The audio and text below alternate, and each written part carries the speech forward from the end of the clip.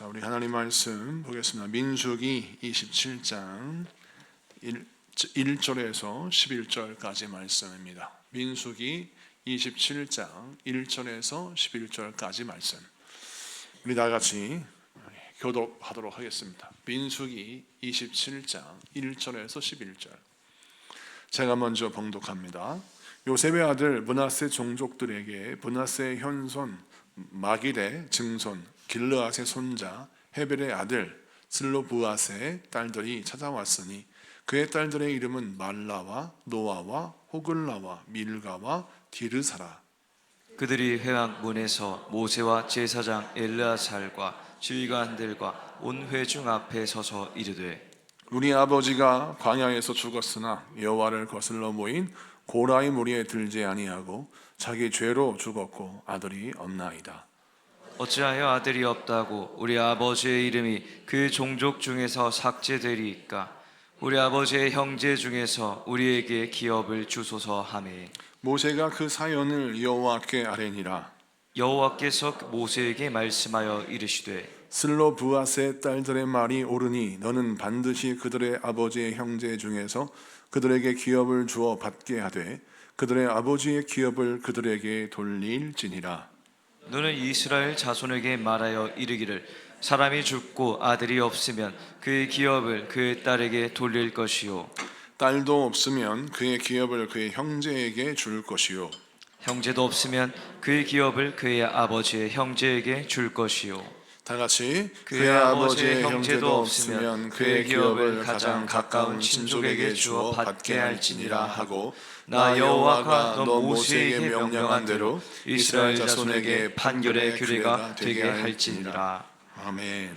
자, 오늘은 민수기 27장 1절에서 11절까지 말씀을 통해서 믿는 자에게 길이 보이고 기도하는 자에게 길이 열린다 하는 제목으로 말씀을 증거할 때 많은 데 받는 시간 되기를 축복합니다. 자, 오늘 본문 말씀을 보면 요셉 아들 므낫세 종족 중에 길르브앗의 딸들이 등장해서 아버지의 몫으로 허락되는 땅을 달라는 내용이 나옵니다. 자, 이 말씀의 본문의 내용이 무엇이냐면 이스라엘 12개 지파가 이제 가나안 땅에 입성하면 각 지파별로 땅을 분배받습니다. 그런데 어떤 문제가 있냐면 각 지파별로 남성 중심으로 땅을 받아요. 그래서 만약 지파 중에 아들이 없으면 땅을 분배받는 것에서 제외가 되는 것입니다. 자, 그러다 보니 남성 중심적 사회 속에서 이건 부당합니다 라고 말을 하는 사람이 없는 겁니다. 그런데 그 가운데 이 슬로브앗의 딸들이 앞서서 나와서 뭐라고 말하냐면 이거 부당합니다. 우리 아버지가 죄를 지어 하나님께 심판을 받아 죽으신 것이 아니라 그의 죄, 그러니까 우리 인간의 모든 죄, 그 짊어진 죄로 말미암아 광야에 죽었지 하나님께 반역하여 벌을 받아 죽은 것이 아닙니다. 그런데 왜 우리 아버지에게 허락되어진 마땅히 우리 가문에게 허락될 왜 그 땅을 아들이 없다는 이유로 우리에게 주지 않습니까? 그 땅을 우리 딸들에게 주십시오 라고 요구하는 것입니다. 지금이야 상식이지만 그때는 이것이 비상식이었습니다. 왜냐하면 남성 중심의 사회였기 때문이죠. 여러분, 우리나라는 여성들도 참정권, 투표권이 있지 않습니까? 그런데 사실은 미국에서도 여성들이 처음부터 민주주의가 시작될 때 투표를 하지 않았습니다. 남성들만 투표했습니다. 그래서 미국에도 그 민주주의의 출발점이라고 일컫는 그 나라도 여성들이 투표권을 갖기 위해서 많이 투쟁을 했어야 됐고 많은 우여곡절 끝에 그들이 투표권을 얻었고 평등하게 한 표의 행사할 수 있는 국민의 한 사람으로 권리를 행사할 수 있는 자격이 주어졌던 것이죠. 여러분, 이것처럼 사실은 우리가 지금은 당연하게 여기는 것들이 그때는 당연하지 않았습니다. 그래서 오늘 본문에 이 슬로브앗의 딸들이 아버지에게 허락되어진 땅을 달라고 하는 이 요구는 그 당시에는 센세이션이고 굉장히 이슈가 되는 메시지입니다. 근데 이 말씀이 왜 중요할까요? 땅이 뭐 그렇게 중요합니까? 이 땅을 받는 것이 굉장히 물질적인 거기 때문에 이것을 그냥 넘고 갈 수가 없어서 이 말씀을 꼭 증거할까요? 여러분, 이 말씀이 뜻하는 바를 잘 살펴야 합니다. 여러분, 오늘 본문에서 강조하는 걸 보세요. 그냥 슬로브앗의 딸들이 찾아와 아버지의 땅을 달라 이렇게 말하면 되는데 이들의 족보를 아주 자세하게 설명하고 있습니다. 1절 말씀을 좀 볼까요?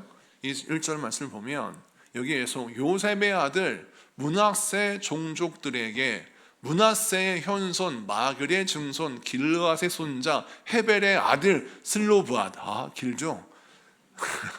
이 슬로브앗이라면 되는데 굉장히 길게 설명합니다. 근데 길게 설명하는 이유가 있어요. 이 슬로브앗은 므낫세의 자손이라는 겁니다. 근데 므낫세의 자손인데 꼭 그 앞에 요셉을 붙였어요. 요셉의 아들 므낫세. 왜 이렇게 설명했느냐? 여러분, 창세기를 보면 야곱이 요셉의 아들들을 축복하는 장면이 나옵니다. 원래 이스라엘 12개 지파면 야곱의 12아들을 상징해요. 그런데 가만히 성경을 들여다보면 12개 지파 가운데 므낫세 지파와 에브라임 지파가 있음을 발견하게 됩니다. 므낫세와 에브라임은 요셉의 아들들이에요. 그렇다면 이 사람들은 손자지 야곱의 아들이 아닙니다.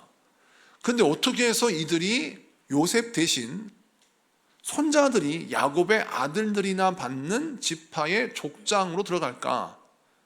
그리고 왜 요셉은 두 몫을 받아야만 할까? 여러분 잘 아다시피 야곱의 가족들은 요셉의 초청, 요셉의 도움이 없었으면 중동에서 굶어 죽었습니다. 요셉이 애굽의 총리 대신이 되어서 그들을 애굽으로 이민 오게 하고 애굽에서 거대한 민족이 되기까지 뒷바라지를 요셉이 다 했어요. 그래서 사실은 요셉의 몫이 두 아들의 몫과 두 아들의 몫과 아주 동일하다라고 생각을 해서 야곱이 요셉의 몫을 그 아들의 몫으로 나누어서 므낫세와 에브라임을 야곱의 아들들처럼 인정하고 그들을 포함하여 12개 지파를 만든 겁니다. 그럼 우리가 생각할 때 요셉 대신 므낫세와 에브라임이 들어갔으니까 13개 지파지 왜 12개 지파입니까? 라고 물어보잖아요. 그런데 땅을 나눌 때에는 13개가 아니라 12개로 나눴거든요. 이유는 뭐냐면 레위 지파는 땅을 분배받아요? 분배받지 않아요? 분배받지 않습니다. 그래서 레위 지파가 분배받지 않기 때문에 12개 지파가 땅을 분배받게 되는 것이고, 레위 지파는 하나님의 일을 하는 지파이기 때문에 그들은 제외한다 할지라도 그 레위 지파의 빈자리 그리고 요셉 지파의 목, 이렇게 두 자리를 통해서 므낫세와 에브라임이 12개 지파의 큰 줄기를 이루어 갑니다. 자, 그런데 여기에서 보면 야곱이 이제 죽기 전에 축복 기도를 하는데 요셉이 아들들을 데려와서 아버지 축복 기도를 해주세요. 여기는 내 큰아들 므낫세고 여기는 내 둘째 아들 에브라임입니다 라고 했는데 아버지가 장자권의 축복을 누구에게 주느냐? 에브라임에게 주고 므낫세에게는 차자 둘째 아들의 복을 빌며 기도하더라는 거예요. 그래서 요셉이 이거에 대해서 항의를 했습니다. 아버지, 므낫세가 큰아들입니다.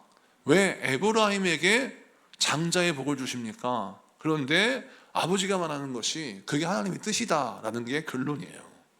그래서 므낫세는 정말 억울하게도 내가 무슨 죄를 그렇게 많이 졌길래, 아니 에서 삼촌은 그럴 만도 했어요. 여러분, 아버지의 속을 너무 썩였기 때문에 야곱이 장자권을 받아도 사실 에서는 서러워하면 안 됩니다. 팥주강물에서 장자권을 파는 죄를 저질렀고 그렇게 너무나도 쉽게 장자권을 평가절하했으니 에서가 장자권을 잃어버리는 건 이해할 수 있는데 도대체 므낫세가 무슨 죄를 저질렀다고, 므낫세가 뭐 그렇게 잘못했다고 므낫세의 장자권을 뺐습니까? 그런데 여기에는 구체적인 이유가 나오지 않습니다. 시간이 흘러요. 자연스럽게 에브라임 지파는 장자 지파처럼 승리합니다. 그래서 이 에브라임 지파에서 유명한 인물이 나와요. 누굽니까? 여호수아입니다. 여호수아가 에브라임 지파 출신이에요. 요셉의 자손입니다. 그런데 이상하게도 요셉 지파 하면 우리는 한 가족이다, 한 형제다라고 할 건데, 이 므낫세와 에브라임이 사실은 므낫세가 장자의 축복을 받고 에브라임이 차자의 축복을 받았으면 이런 문제가 안 생겼을 텐데, 동생이 형의 복을 받고 형이 동생의 복을 받으니까 둘의 관계가 굉장히 어색해지고 경쟁이 되고 반목이 됩니다. 실제로 역사를 보면 이 므낫세, 에브라임이 서로 으르렁거리게 됩니다. 이는 무엇입니까? 나의 잃어버린 장자권을 되찾고자 하는 마음이 있고, 또 에브라임은 이미 내게 허락되어진 장자를 왜 뺏기냐, 이런 마음이 있는 거예요. 이런 가운데 거기에 굵직한 인물이 나왔는데 여호수아가 짠 등장해서 에브라임 지파의 상징이 됩니다. 그러자 대세는 에브라임 지파로 흘러가는 거예요. 실제로 역사도 에브라임 지파 중심으로 흘러갑니다. 자, 이때 므낫세는 완전히 낙심에 빠져요. 열등감에 빠집니다. 장자의 권리를 잃어버린 자처럼 행동하는 거예요. 자, 그들을 일깨우기 위하여 하나님이 슬로브앗의 딸들을 등장시키는 겁니다. 사랑하는 성도 여러분, 슬로브앗의 딸들은 그 당시에는 땅을 분배받을 수 있는 자격조차 없는 사람들이에요.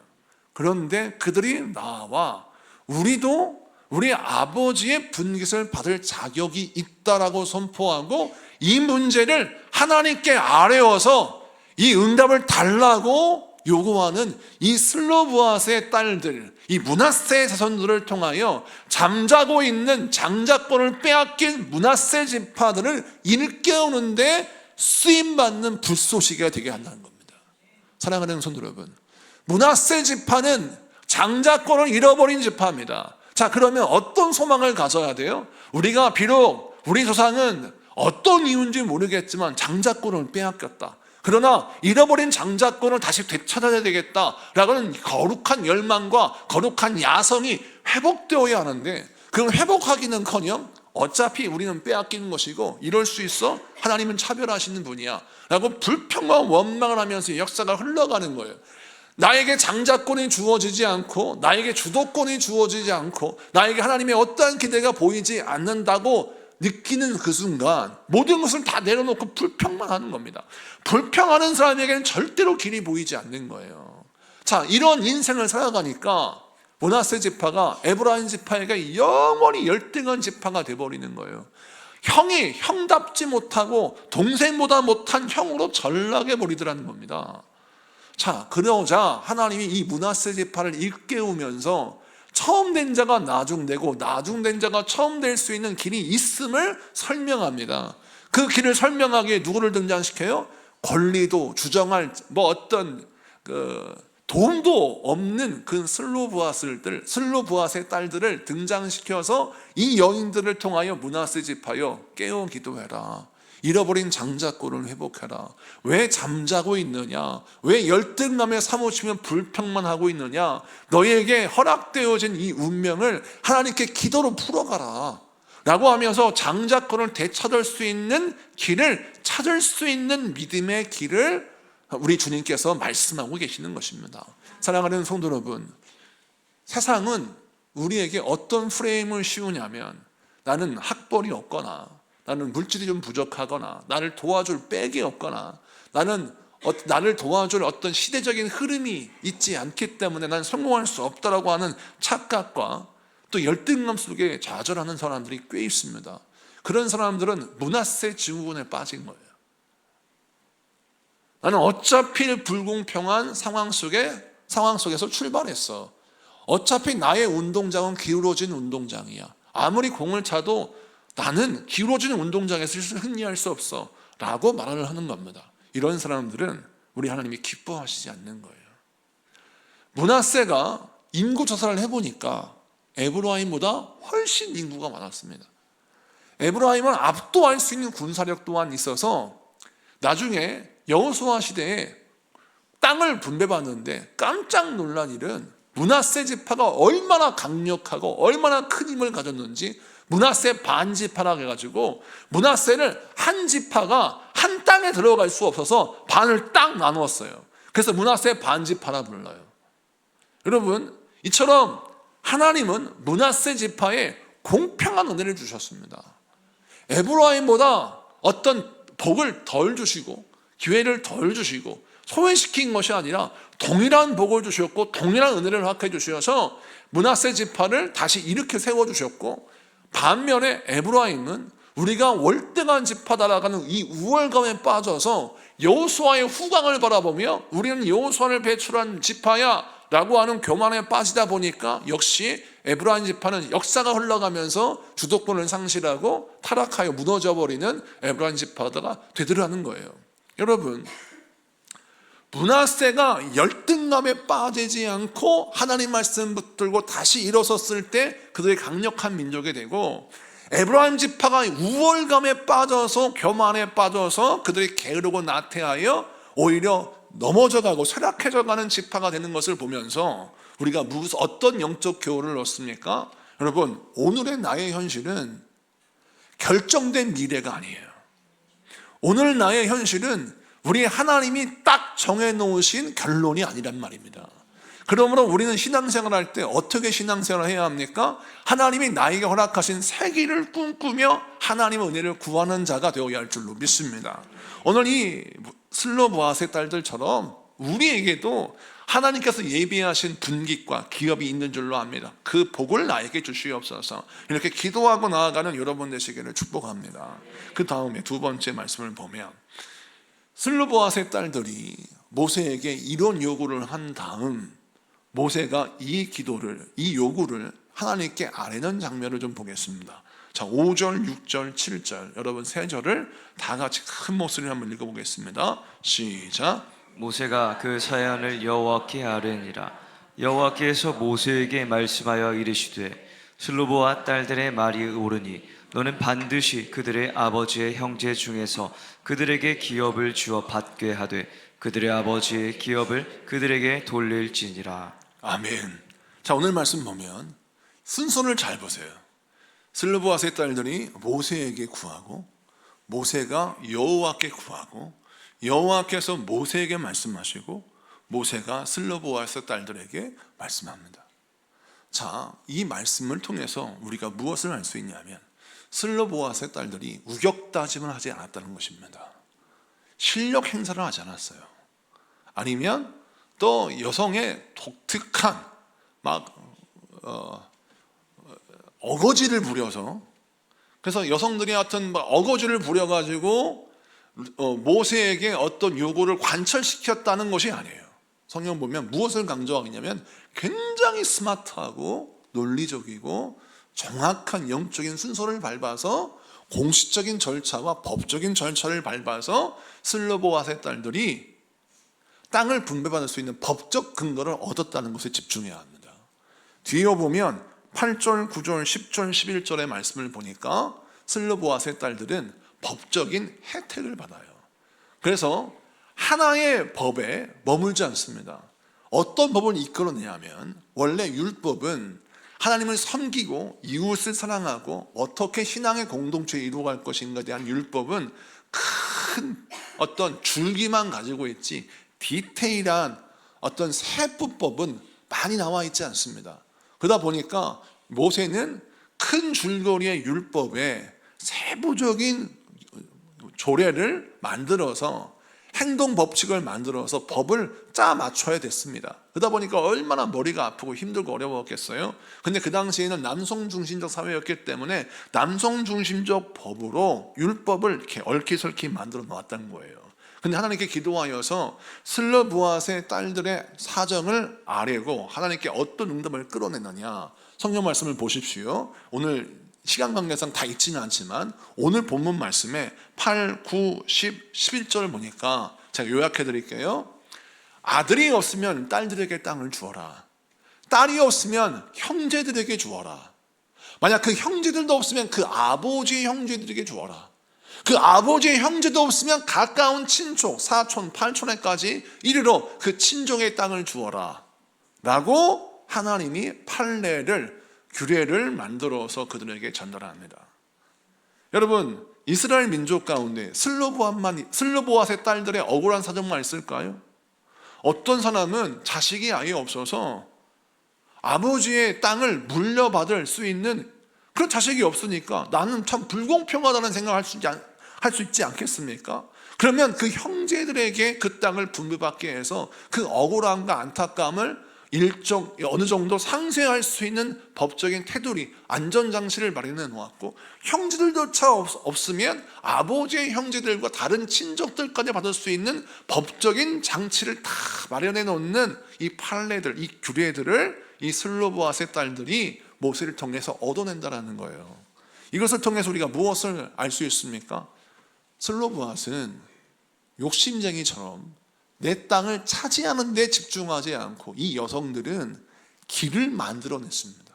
어떤 길을 만들어냈습니까? 마땅히 받아야 할 기업을 받지 못하는 자들이 그 땅을 받아낼 수 있도록 정당하고 법률적이고 올바르고 논리적인 길을 마련해 내어서 하나님께 응답을 받고 그 응답받은 내용을 모세의 입술을 통하여 제대로 법제화여서 모든 민족들이 그 법의 보호 아래 하나님이 약속하신 땅을, 하나님이 약속하신 기업을 분배받을 수 있게 하셨다라는 겁니다. 그럼 이 메시지가 주시는 은혜가 무엇입니까? 여러분, 슬로보앗을 보십시오. 자기가 얻어야 할 열매에 집중하지 않습니다. 이들은 자기가 얻어야 할 열매 넘어 길을 만드는 데 집중하고 있어요. 비록 나는 길을 개척하고 길을 만들어내기 때문에 힘들고 어려워요. 왜? 지금 내가 가는 길은 아무도 가지 않은 길이에요. 그래서 길을 만들어가기가 정말 어렵죠. 그런데 아무도 가지 않은 길이기에 광야에서 길을 내는 것은 어렵고 힘들지만 그 광야에 길을 내며 앞을 향해 나아가면 내가 이미 만들어 놓은 길은 누군가에게는 대로가 되는 것입니다. 누군가에게는 살 길이 되는 거예요. 그래서 이 슬로보앗이 그 길을 향해 나아갔다는 것입니다. 여러분, 우리가 신앙생활할 때 이런 슬로보앗의 딸들의 사명을 갖고 인생을 살아야 합니다. 내가 1세대의 신앙이 여기에 있어요. 부모님의 기도에 어떤 후원도 없었고 형제들의 도움도 없었어요. 1세대의 신앙으로 정말 힘들고 어려운 척박한 환경 속에서 신앙생활 하시는 분들도 계십니다. 그분들의 가는 길이 얼마나 힘듭니까? 길이 없는 곳에서 길을 만들어 내려니까 얼마나 괴롭고 힘들어요. 그런데 그 길을 걸어가면서 힘들고 어려울 때마다 잠깐 뒤를 돌아보세요. 누가 뒤따라오고 있습니까? 나를 바라보는 믿음의 후배, 우리의 가족들, 믿음의 형제 자매들이 우리가 이미 닦아놓은 그 길을 믿음의 길로 수월하게 오는 걸 보면서 무엇을 느껴요? 아하, 내가 헛고생하는 거 아니구나. 내가 정말 헛짓하는 게 아니었어. 하나님께서 나를 통하여 길을 내시는구나. 이런 자부심과 이런 보람을 가지고 이런 감사함을 가지고 길을 만들어가며 나아가야 하는 것입니다. 사랑하는 성도 여러분, 오늘 이 말씀을 통해서 우리가 붙들어야 할 메시지가 무엇입니까? 여러분, 길이 없으면 길을 만드는 사람이 되십시오. 많은 사람이 길이 없다 말을 합니다. 남이 만들어 놓은 길만 찾습니다. 남이 만들어 놓은 길만 찾으니 혁신이 일어나지 않고 새로운 창조의 역사가 일어나지 않고 새로운 변화가 일어나지 않습니다. 여러분, 남이 만들어 놓은 길은 사람들도 다 알아서 갑니다. 우리가 가야 할 길은 아직 이 세상에 없는 길이고 만들어지지 않는 길이고 만들어야 할 길인 것입니다. 근데 이 길을 만들어내면 어떤 일이 벌어집니까? 나 하나 고생하지만 내가 만들어 놓은 길을 통하여 내 자녀가, 내 사랑하는 가족들이, 우리의 형제 자매가 그 길을 걸어가며 하나님께 영광 누리는 놀라운 역사를 경험하기 때문이죠. 오늘 이 말씀을 기억하십시오. 길이 없는 곳을 걸어가는 여러분, 길을 만드십시오. 길을 만드는 자가 되어서 여러분 인생길이 누군가에게 정말 지름길이 되고 살 길이 되고 도움의 길이 되고 그들에게 힘의 길이 되는, 또 기업을 받는 길이 되는 여러분 인생길 되기를 축복합니다. 세 번째, 오늘 성경을 읽으면서 1절을 다시 보면 이 여성들의 이름이 등장하는데 이름이 참 독특합니다. 1절을 보겠습니다. 1절을 봅시다. 여기 보니까 길르앗의 손자 헤벨의 아들 슬로보앗의 딸들이 찾아왔으니, 여기서 보니까 슬로브핫이라는 이름이 굉장히 의미가 있는 이름이에요. 이 의미의 뜻은 두려움의 그늘이라는 이름을 갖고 있어요. 그러니까 이 아버지의 이름이 두려움의 그늘이에요. 여러분, 이스라엘 백성들의 이름을 설명할 때 때로는 그 사람의 인생 전체를 설명하는 상징으로 쓰일 때가 많아요. 야곱을 보십시오. 뒤꿈발 뒤꿈치를 붙잡는 자라고 하는 이름을 통해서 그의 인생을 반추해낼 수 있지 않습니까? 그런데 하나님께서 야곱의 이름을 이스라엘로 바꾸셔서, 이스라엘의 뜻이 엘, 하나님, 이스라, 다스리다, 하나님이 다스리는 백성이란 뜻입니다. 자, 하나님이 다스리는 백성이라고 하는 이스라엘로 바꾸게 하시며 그를 이끄셔서 그 이름대로 이스라엘은 하나님이 다스리는 백성으로 삼으셨어요. 그러면 이 슬로브앗은 두려움의 그늘이었다. 왜 이 사람의 이름이 이렇게 되었는지 알 수는 없으나 이 이름이 강조하는 바가 무엇이냐? 그의 인생 평생이 늘 두려움과 또 공포와 낙심과 좌절의 그늘 속에서 정말 주저하는 사람이었다라고 알 수가 있죠. 그런데 그 아버지의 그늘 아래 성장한 딸들은 어떻게 살아가느냐? 이렇게 자기 이름이 두려움의 그늘이라는 좋지 않은 이름을 갖고 있으니 딸의 이름을 지은데 어떻게 짓냐? 첫 딸을 말라라고 짓죠. 말라. 이 말라가 어떤 뜻이냐면 disease, 병이다. 병, 질병. 그러니까 딸의 이름을 지면서 너는 감기야, 너는 독감이야. 이게 질병을 통칭하는 말라라고 졌습니다. 그래서 이 학자들이 이걸 연구했는데 왜 이렇게 졌느냐? 아들을 낳아야 되는데 딸을 낳았어요. 그래서 딸의 이름을 아주 흉하게 지으면 둘째는 아들을 낳겠다는 그런 기대가 있었기 때문이다. 우리나라도 그랬죠. 큰애를 낳았는데 큰애가 아들이었는 딸이에요. 옛날 시대에 그래서 어떻게 했어요? 이름을 말쑥이라고 막 져버리는 거예요. 처음에 큰 딸을 말쑥이로 져버린 이유는 뭡니까? 더 이상 딸 나오지 마라, 그 다음에 아들 낳자 라고 해서 마치 액땜하는 것처럼 큰 딸의 이름을 막 짓는 거예요. 그래서 여성들의 이름을 이상하게 짓고 흉하게 지어서 아들을 낳고자 하는 바람을 집어넣었어요. 그런데 이 시대에도 학자들이 추측하기는 이 말라라고 하는 이름을 지었는데 이렇게 이름을 질병라고 지은 것은 빨리 오래 살지 마라, 이런 의미가 담겨 있었을 것이다 라고 추측하기도 합니다. 여러분, 태어났는데 아버지가 이름을 독감이라 줘요. 아버지가 이름을 질병이라 졌습니까? 그러면 이 아이의 인생이 어떻게 되겠습니까? 그럼 아버지가 나를 오래 살기를 기대 안 해요. 뭐 이렇게 오래 살려고 그래, 이런 생각을 하고 있는 것 같아. 옛날에도 그랬죠. 우리 여성들 공부 똑똑한 딸들을 공부 안 시켰어요. 여자가 무슨 공부하려고 그래? 밥 주고 빨래하면 되는 거지. 집에서 너는 나무나 하고 밭이나 메고 너 그냥 학교 가지 마라. 옛날엔 그랬단 말입니다. 그리고 누구만 가르쳤어요? 오직 아들만 가르치려고 했단 말이에요. 그러니까 그 당시에도 말라라고 하는 이름을 가진 이 큰 딸은 굉장히 상처와 아픔을 가지고 성장할 수밖에 없었다라는 것이죠. 둘째 딸이 노아입니다. 노아는 여러분 다 알다시피 이름이 위로와 평안, 안식 이런 뜻입니다. 얼마나 좋은 이름이에요. 근데 이 노아는 남자 이름이에요, 여자 이름이에요? 남자 이름이에요. 딸을 남자 이름을 시켰어요. 철수라고 졌단 말이죠. 딸을 왜 남자 이름을 줘요? 그럼 뭔 뜻이에요? 다음에 남자 낳겠다는 거예요. 네? 다음에 남자 낳겠다는 거예요. 그 다음에 호글라는 자고새예요. 자고새라는 새 이름을 줬어요. 우리라면 뻐꾸기, 이름이 뻐꾸기예요. 자, 여기까지. 그 다음에는 일가는 여왕이란 뜻이고 디르사는 기쁨이란 뜻이에요. 이것도 학자들이 연구해서 별의별 걸 다 연구해요. 왜 첫째, 둘째, 셋째는 막 짓고 넷째, 다섯째는 왜 잘 지었을까? 아버지가 철이 들었다는 거죠. 아버지가 처음엔 자식이 이쁜 줄을 모르고 막 졌다가 딸들이 이뻐 보이는 거죠. 그리고 주위에서 뭐라고 했겠죠. 어떻게 딸의 이름을 그렇게 졌냐. 그래서 그 다음에는 지는다고 막 여왕, 기쁨이라고 막내는 이렇게 이쁘게 졌다라는 거죠. 우스갯소리로 학자들이 이렇게 연구를 하는데, 여러분 오늘날의 현실과 투영되어서 보면 재미있죠. 그런데 이 이름들을 통해서 우리가 무엇을 읽어야 하냐면, 아버지조차 딸들의 인생에 기대가 없었어요. 아버지조차 딸의 인생에 대한 계획이 없었어요.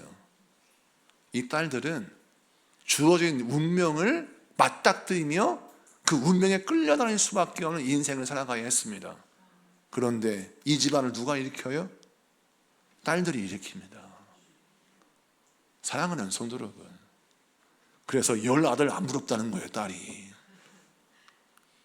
오늘 이 말씀을 통해서 우리가 무엇을 깨달아야 하냐면, 성별이 인생의 성공을 결정하는 게 아니고 이름이 내 인생을 결정하는 것도 아니라는 것을 성경을 통해서 우리에게 말씀하고 있는 것입니다.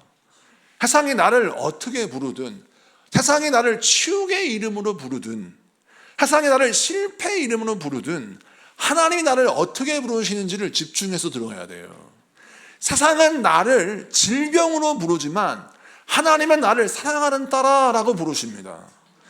세상은 나를 보잘것없는 새 이름으로 부르지만 하나님은 나를 세상에 둘도 없는 사랑하는 내 딸아라고 부르시는 겁니다. 그러므로 우리는 나를 부르시는 이름, 어떤 이름을 기억해야 돼요? 세상이 나를 부르는 이름을 기억하지 말고 하나님이 나를 부르시는 이름을 기억해야 한다는 것입니다. 하나님이 나를 부르신 이름이 무엇입니까? 나의 사랑하는 딸이라는 것입니다. 그래서 우리 하나님은 당신이 사랑하는 딸들의 이름을 오늘 이 자리에 아주 기록해 놓았어요. 말라, 노아, 호글라, 밀가, 디르사.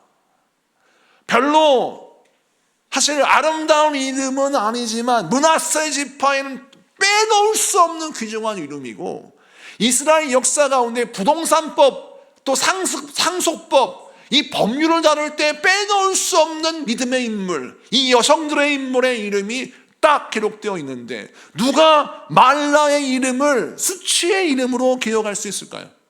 아닙니다. 뭔가 특별한 이유가 있겠지. 말라로 부른 이유가 자고새? 뭔가 특별한 상징이 있을 거라고 유추할 수밖에 없는 그들의 인생은 남들에게 복을 주는 인생이 되었고, 남들에게 길을 열어주는 인생이 되었고, 잃어버린 지파의 땅을 분배받을 수 있게 하는 이름이 되었어요. 그러자 그들의 이름은요, 수치의 이름이 아니라 영광의 이름이 되었습니다. 여러분, 이름 석자가 수치의 이름이 될 것이냐, 영광의 이름이 될 것이냐, 그 이름이 어떤 이름 석자를 갖고 있냐, 거기에 결정되는 것이 아니라 우리가 어떤 인생을 살아가느냐에 따라서 내 이름이 영광스러운 이름이 되기도 하고 내 이름이 수치스러운 이름이 되기도 한다는 것이에요. 아무리 이름이 왕중왕이라고 말한다 할지라도 그 이름이 영광의 이름이 될 수 없음을 깨달아야 하는 것입니다.